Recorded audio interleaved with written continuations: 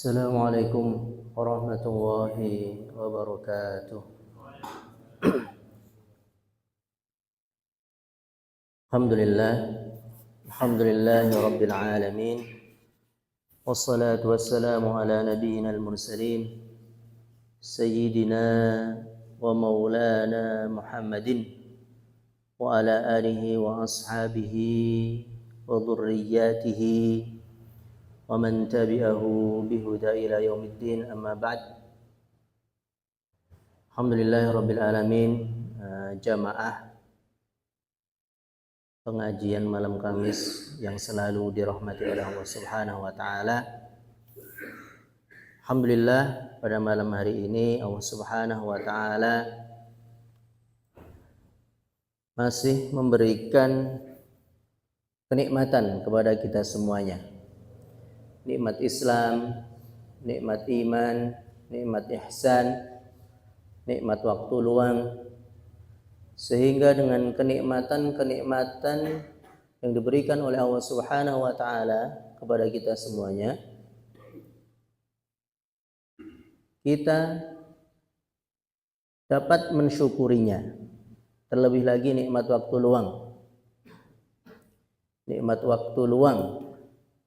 Sebagaimana Rasulullah sallallahu alaihi wasallam menyampaikan dalam sebuah hadis, ni'matani maghbubatani, dua nikmat yang melenakan, as-sihhah wal faragh, kesehatan dan waktu luang.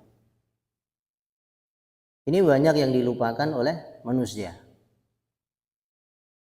Ketika sehat, mereka lupa untuk beribadah kepada Allah Subhanahu wa taala.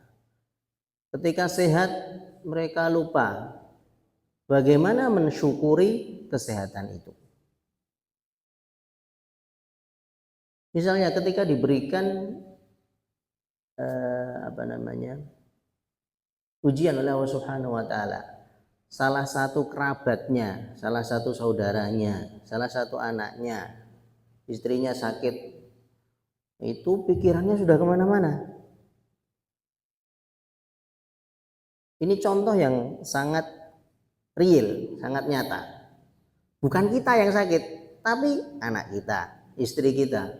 Apalagi kita sebagai orang tua, ketika mendapati itu, pikirannya kemana-mana, kalut.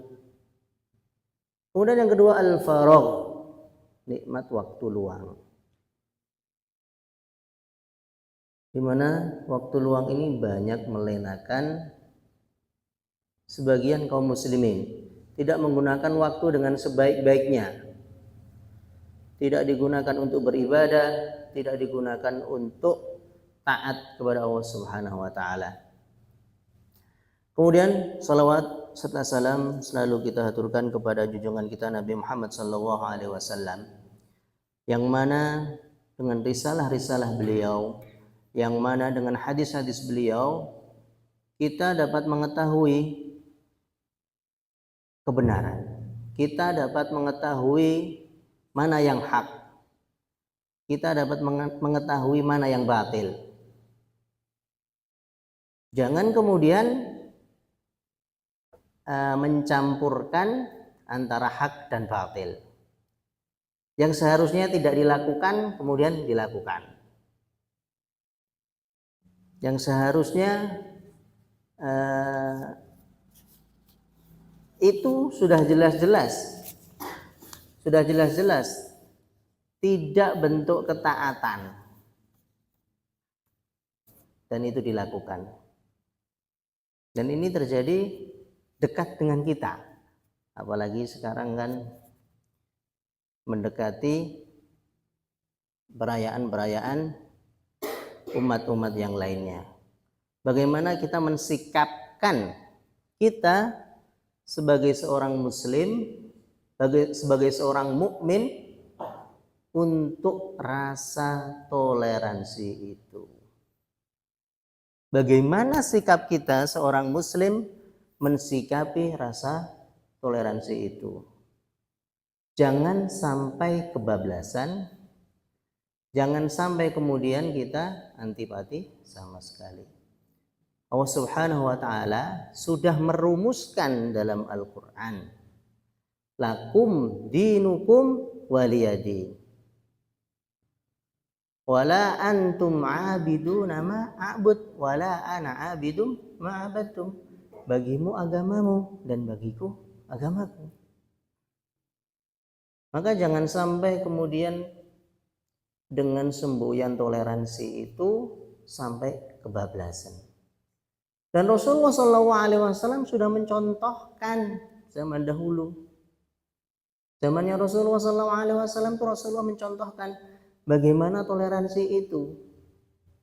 Ketika ada orang Yahudi sakit, Rasulullah SAW menjenguknya. Rasulullah SAW mendoakannya. Bukan kemudian ketika ada perayaan-perayaan itu kita mengikutinya. Itu bukan toleransi. Itu bukan toleransi. Dan ini yang perlu dipahami oleh umat Islam. Yang perlu dipahami oleh umat Islam. Karena cap sebagai seorang muslim belum tentu mukmin. Tapi kalau seorang mukmin sudah pasti muslim. Bisa dipahami nggih? Belum tentu seorang muslim itu mukmin. Tapi seorang yang mukmin itu pasti seorang muslim. Mari kita lanjutkan pembahasan kita dari kitab Syama'il Muhammadiyah, kitab yang membahas tentang apa-apa yang berhubungan dengan diri Nabi Muhammad SAW. Kita telah sampai di bab yang kedua, babu ma jaa fi khatamin nubuwah. Bab yang menjelaskan tentang tanda kenabian Nabi Muhammad SAW. Sebelum Ramadan kita telah membahas beberapa athar-athar, beberapa riwayat-riwayat yang menjelaskan tentang bagaimana fisik Nabi Muhammad SAW, tentang tanda-tanda kenabian Nabi Muhammad SAW. Dan sekarang kita lanjutkan dan kita sampai di athar yang mana athar ini menjelaskan tentang pencarian seorang sahabat Nabi, yaitu Salman Al-Farisi. Salman Al-Farisi mencari tentang kebenaran nubuwah, mencari tentang kebenaran kenabiannya Nabi Muhammad SAW. Beliau rela mencari kebenaran itu keluar dari negaranya. Salman Al-Farisi. Al-Farisi itu Persia. Persia itu daerah sekitar Iran. Mencari tentang nubuahnya Nabi Muhammad SAW. Bagaimana seorang utusan Allah Subhanahu wa taala. Di dalam keyakinannya Salman Al-Farisi sebelum beliau masuk Islam, beliau meyakini bahwasannya akan ada nabi yang mana nabi itu adalah penutup para nabi-nabi. Dan disebutkan tanda-tandanya. Di situ disebutkan 3 hal. Yang pertama, dia tidak menerima sedekah.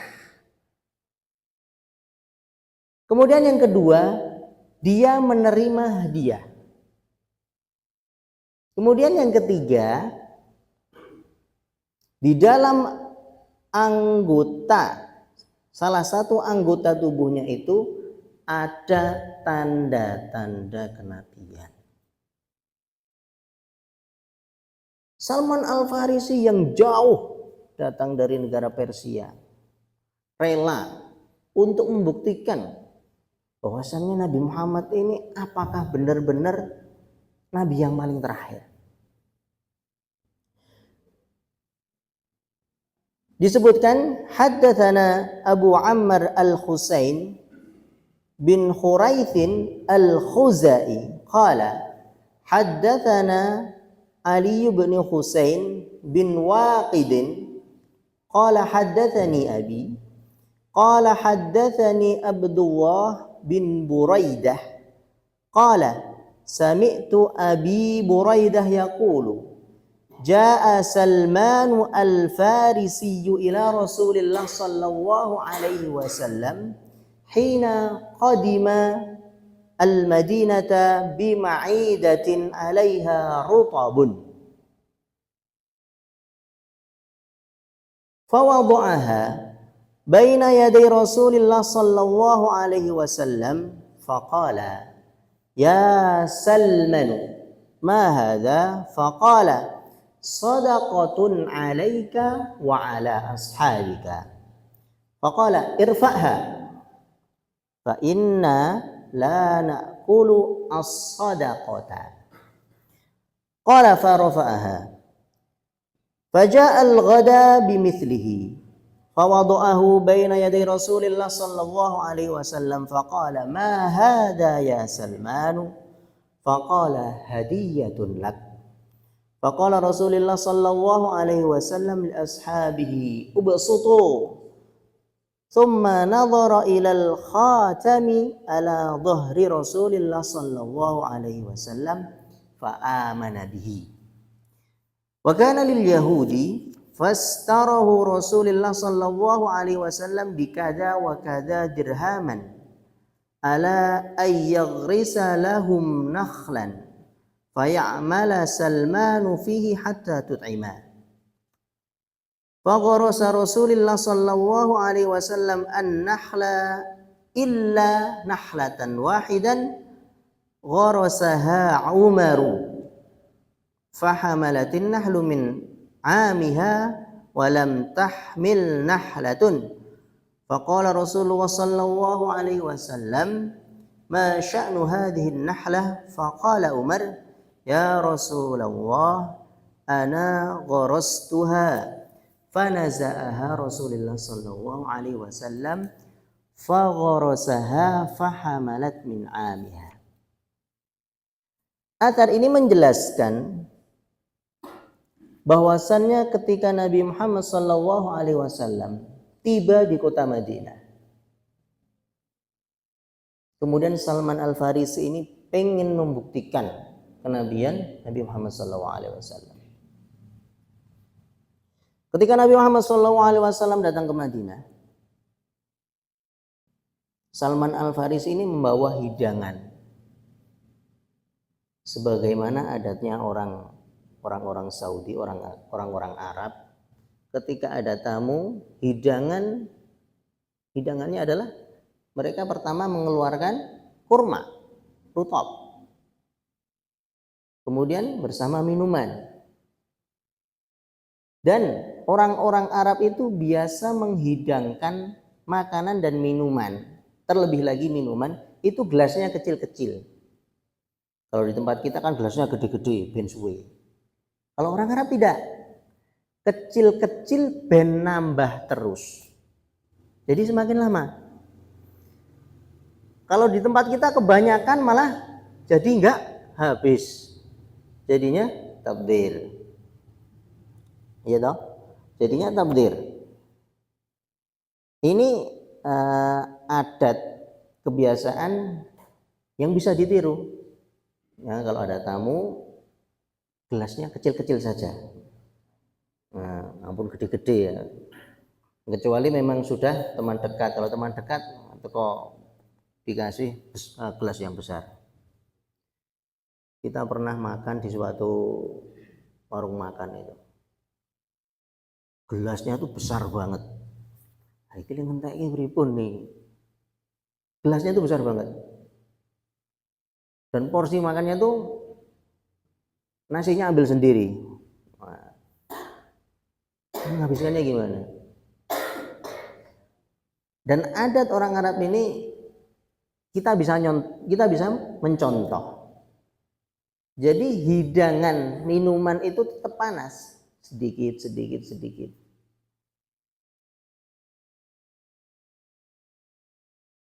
Salman Al-Farisi menghidangkan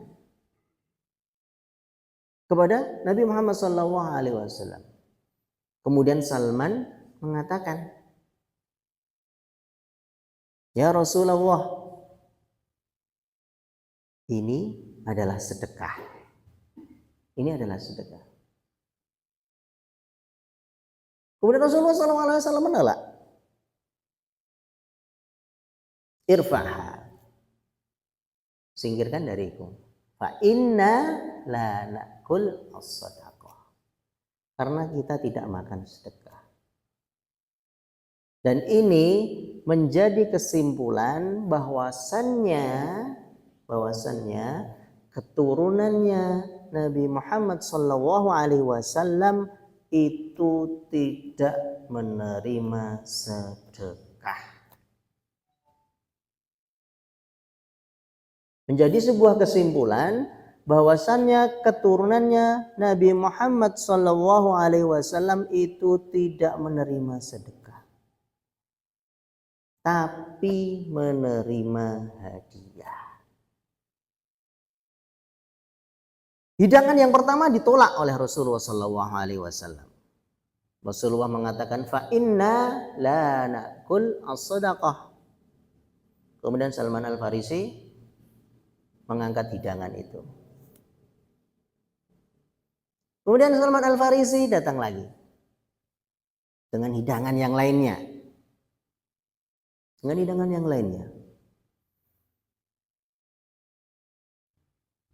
Dan Rasulullah SAW juga bertanya, "Ma hadza ya Salman?" Apa ini? "Hadiyatun lak." Ini adalah hadiah untukmu ya Rasulullah. Kemudian Rasulullah SAW menjelaskan, "Ubasutu." Maka hidangkanlah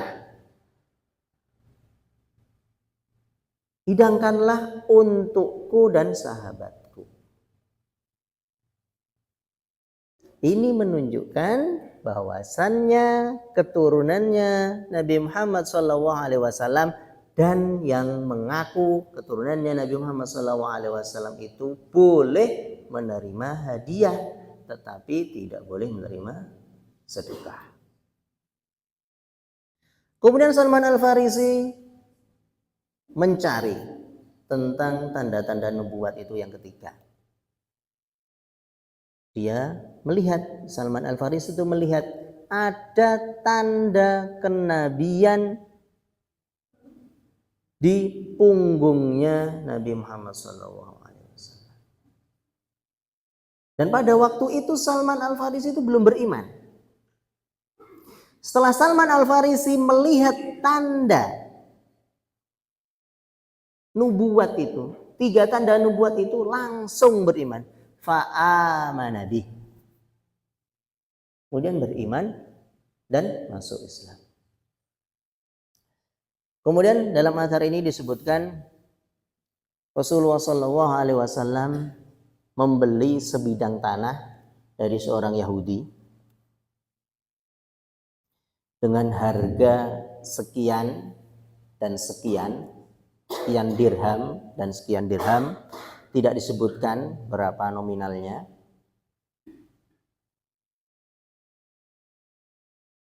Kemudian Rasulullah SAW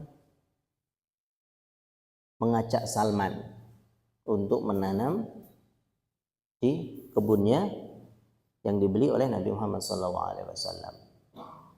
Dan Salman bekerja di situ, bekerja di kebun yang dibeli oleh Nabi Muhammad SAW. Dan ketika Salman bekerja di kebun itu, Salman dapat memenuhi kebutuhan hidupnya. Kemudian Rasulullah SAW juga menanam tanaman-tanaman kurma itu sendiri. Kemudian ada satu pohon yang beliau tidak menanam pohon kurma itu. Dan apa yang terjadi? Semua pohon yang ditanam oleh Rasulullah SAW berbuah di tahun itu juga, kecuali satu pohon. Kemudian Rasulullah SAW bertanya, "Ma sya'nu hadhihi nahlah?" Kenapa pohon kurma ini kok tidak berbuah sendiri? Kemudian Umar berkata, "Ya Rasulullah, ana gharastuha." Ya Rasulullah, saya yang menanam itu. Kalau bahasanya sekarang ya bandingannya seorang nabi karo itu nabi. Nabi mempunyai mukjizat. Ketika menanam pasti Allah Subhanahu wa taala meridhoinya, memberikan keberkahan apa yang ditanamnya. Dan ini Umar. Umar juga memiliki kelebihan-kelebihan dibandingkan sahabat-sahabat yang lain. Tetapi Rasulullah SAW diberikan kelebihan, diberikan keberkahan dari apa yang ditanamnya. Yang ditanam Umar ini tidak berbuah-berbuah, tapi yang ditanam Nabi Muhammad SAW langsung berbuah. Ma sya'nu hadhin nahlah, sampai Rasulullah SAW mengatakan, ma sya'nu hadhin nahlah, ada apa dengan pohon kurma ini kok tidak berbuah sedangkan yang lainnya sudah berbuah?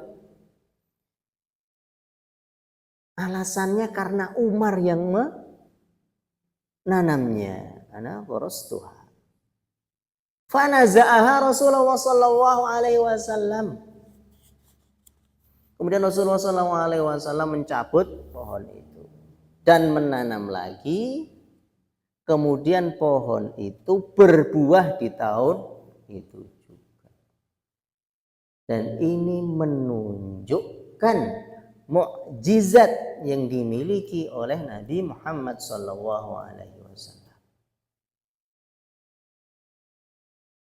Ini yang tidak banyak diketahui oleh umat Islam sekarang. Mukjizat-mukjizat yang kita ketahui, mukjizat-mukjizat yang tidak banyak disebutkan, itu kadang umat Islam tidak banyak yang tahu. Kecuali kita mengkaji dari hadis-hadis Rasulullah SAW, kemudian mempelajari apa yang disampaikan oleh sahabatnya. Bahkan ketika sebuah peperangan, kemudian kekurangan air, kemudian Rasulullah SAW berdoa, maka air yang ada di tempat itu cukup untuk semua pasukan perang. Inilah Nabi Muhammad SAW, makhluk yang spesial dan dispesialkan oleh Allah Subhanahu wa taala. Kalau orang zaman sekarang kan beda. Makhluknya orang spesial ning ngerasa sepihak, spesial. Iya kan? Rasulullah SAW makhluk yang sangat spesial sekali. Dan dispesialkan oleh Allah Subhanahu wa taala. Faddalallahu ala ba'd.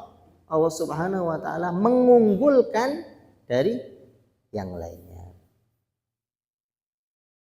Dan ini menunjukkan mujizatnya Nabi Muhammad sallallahu alaihi wasallam. Kemudian yang selanjutnya, akhir yang selanjutnya, haddatsana Muhammad bin Bashar qala haddatsana Bisr bin Al-Waddah qala haddatsana Abu Aqil Ad-Dawraqi an Abi Nadrata Al-Awaqi qala sa'altu Aba Sa'id al-Khudri an khatami Rasulillah sallallahu alaihi wasallam yakni khatamun nubuwah faqala kana fi dhahrihi bad'atan nashizatan au bid'atan nashizatan.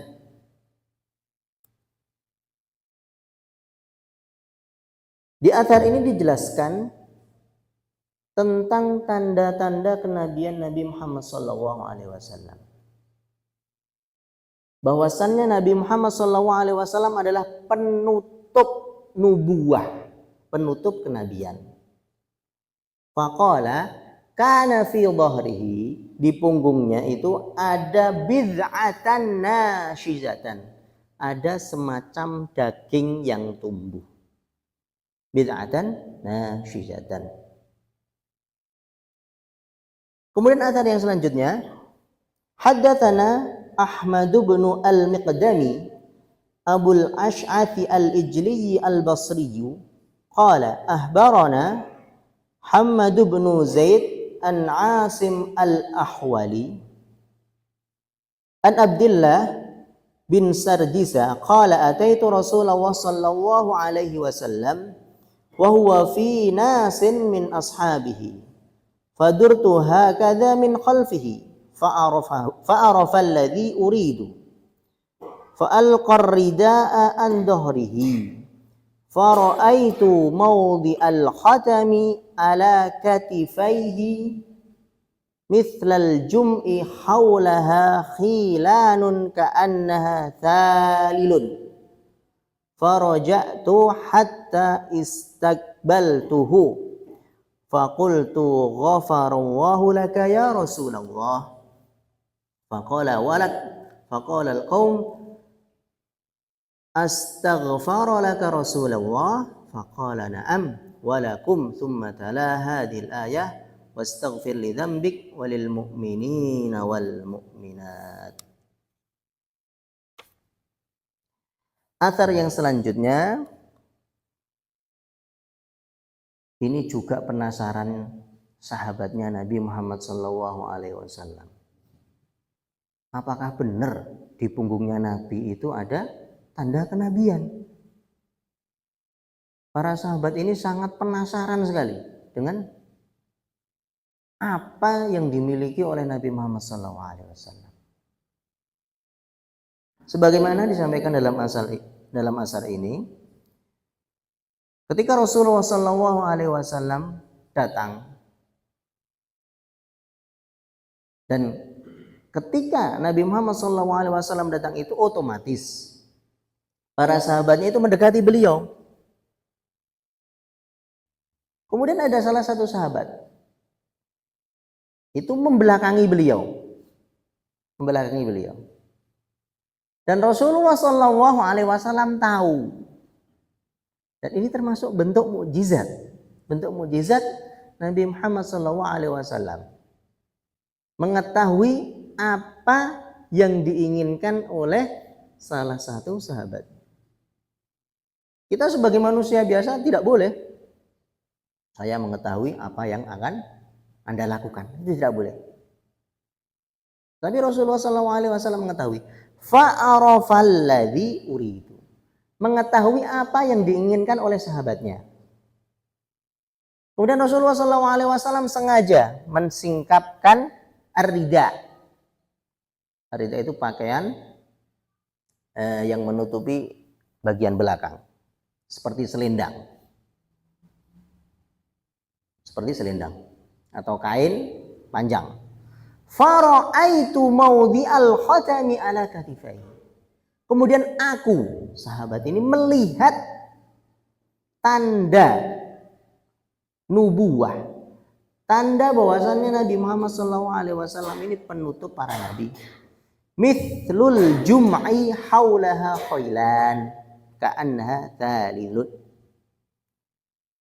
Seperti daging yang tumbuh tapi besarnya segenggam tangan. Haulaha khilanun. Di antara sekelilingnya seperti ada tai lalat. ka'annaha tharilun, dan bentuknya seperti jerawat. Faraja'tu hatta istaqbaltuhu. Kemudian sahabat ini menemui Rasulullah sallallahu alaihi wasallam dan mengatakan, "Ghafarallahu laka ya Rasulullah." Semoga Allah Subhanahu wa taala mengampuni Rasulullah sallallahu alaihi wasallam. Kemudian Rasulullah sallallahu alaihi wasallam menjawab, faqala walak. Rasulullah sallallahu alaihi wasallam menjawab, walaka. Dan semoga Allah Subhanahu wa taala juga mengampuni kamu. Faqala al-qaumu. Maka segerombolan orang itu ketika diceritakan begitu, astaghfaralaka Rasulullah. Apakah Rasulullah sallallahu alaihi wasallam memintakan ampunan kepadamu? Faqala na'am. Maka sahabat ini mengatakan na'am walakum, dan memintakan ampun kepada semua umat manusia. Memintakan ampun pada waktu itu, memintakan ampun sahabatnya. Kemudian mengucapkan, melafadzkan, melantunkan ayat dalam surat Muhammad ayat 19, wastaghfir li dzambika walil mu'minina wal mu'minat. Dan Rasulullah sallallahu alaihi wasallam memintakan ampun untuk dosa-dosa kalian, walil mu'minina, dan untuk orang-orang mukmin, wal mu'minat, dan orang-orang mukminat, orang-orang mukmin perempuan.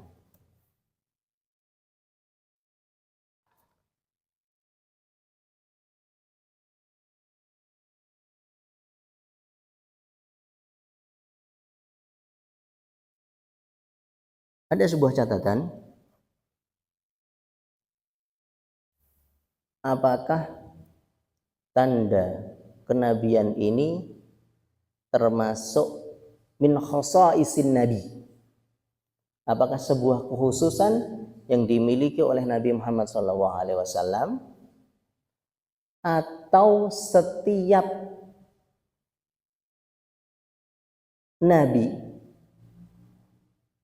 mahtumun bi khatamin nubuwah, ditutup dengan tanda kenubuahannya.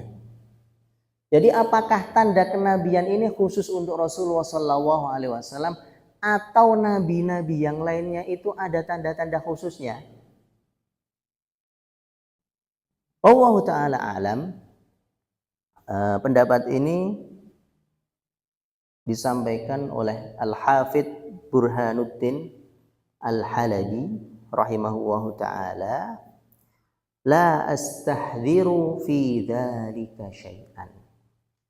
Saya tidak bisa menghadirkan bukti-bukti tentang itu. Walakinnalladzi yadhhar, tetapi yang nampak dari itu adalah bahwasannya khatamun nubuwah, tanda-tanda penutup para nabi itu hanya dimiliki oleh Nabi Muhammad sallallahu alaihi wasallam. Jadi kalau ada orang yang ngaku-ngaku nabi, takoni, ini tanda-tanda khusus yang menyebutkan bahwasannya kamu itu diangkat menjadi nabi, tidak. Nah, makanya kita sebagai seorang muslim, sebagai seorang mukmin itu harus kritis ketika ada orang-orang yang mengaku nabi.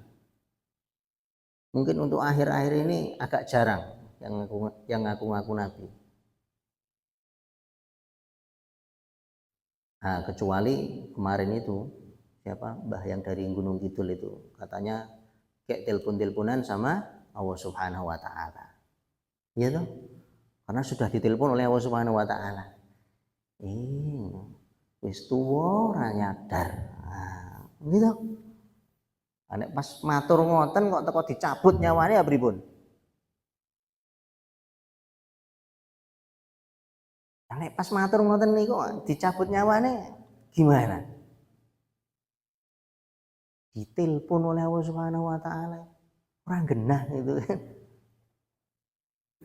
Ya kalau kita melihat fenomena-fenomena yang unik ini, kita pengen deloke ngenes, deloke guyu, deloke miris.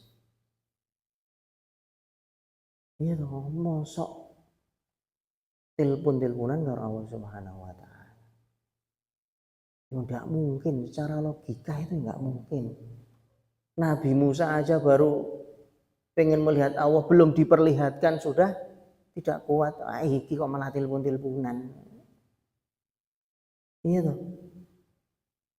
Enggak logis, udah enggak logis.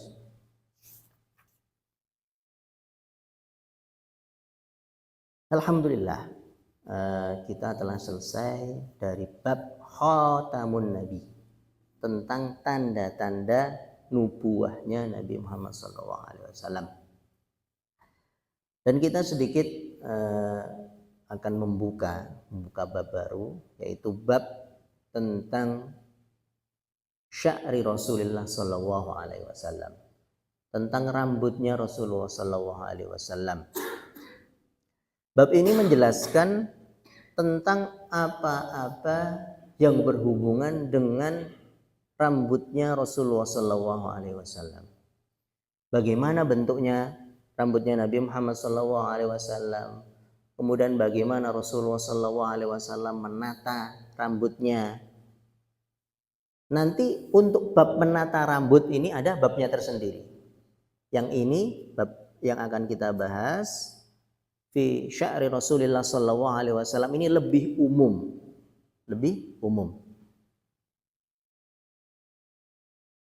Di antara athar-athar yang menyebutkan tentang rambutnya Rasulullah SAW, bahwasannya sya'ru Rasulullah SAW ila nisfi udhunaihi, bahwasannya rambutnya Nabi Muhammad SAW sampai ke pertengahan kedua telinga.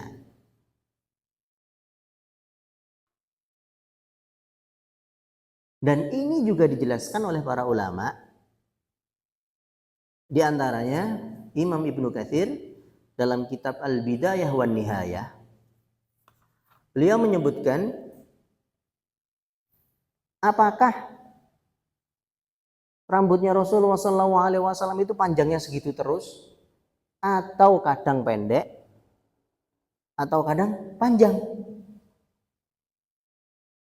Fa inna sya'ra taratan yatul wa taratan yuqassiru minhu. Nabi Muhammad SAW kadang rambutnya panjang, kadang rambutnya pendek. Fa kullun haka bihasbi ma ra'a. Dan setiap sesuatu itu dihukumi dengan apa yang dilihat. Jadi para sahabat mungkin waktu itu menyampaikan tentang panjangnya rambutnya Nabi Muhammad SAW ketika Rasulullah SAW rambutnya panjang. Ada yang menyebutkan di dalam suatu atsar bahwasanya Nabi Muhammad Rasulullah SAW itu ketika Fathu Makkah itu rambutnya dibagi menjadi 4. Ada atsar lagi yang menyebutkan bahwasannya Rasulullah SAW itu rambutnya itu dibelah tengah. Ada yang menyebutkan rambutnya itu tergerai, istilahnya panjang tapi boten dibelah tengah. Dan masih banyak athar-athar yang menyebutkan tentang rambutnya Nabi Muhammad SAW. Tapi yang jelas, hadis yang jelas atau athar yang jelas menyebutkan bahwasannya rambutnya Nabi Muhammad SAW itu tidak keriting dan tidak lurus yang kaku. Ini yang sangat jelas. Tetapi panjangnya, kemudian panjangnya seberapa, ini para sahabat banyak meriwayatkan, ada yang panjangnya sepundak, ada yang panjangnya sampai kedua ujung telinga, dan yang lainnya. Bahkan para ulama menyebutkan apakah panjangnya rambut Nabi Muhammad SAW itu ketika kita mengikutinya itu bisa disebut dengan sunnah atau tidak. Ini menjadi pembahasan juga, dan insya Allah akan kita bahas di pertemuan yang selanjutnya. Semoga Allah Subhanahu wa Ta'ala selalu memberikan keistiqomahan kepada kita semuanya, selalu memberikan kemudahan kepada kita semuanya untuk selalu bertolabul ilm, untuk selalu mencari ilmu, untuk selalu mengkaji ayat-ayat Allah Subhanahu wa Ta'ala, dan mentelaah ayat-ayatnya Allah Subhanahu wa Ta'ala. Barakallahu fikum jami'an. Astaghfirullahaladzim. Assalamualaikum warahmatullahi wabarakatuh.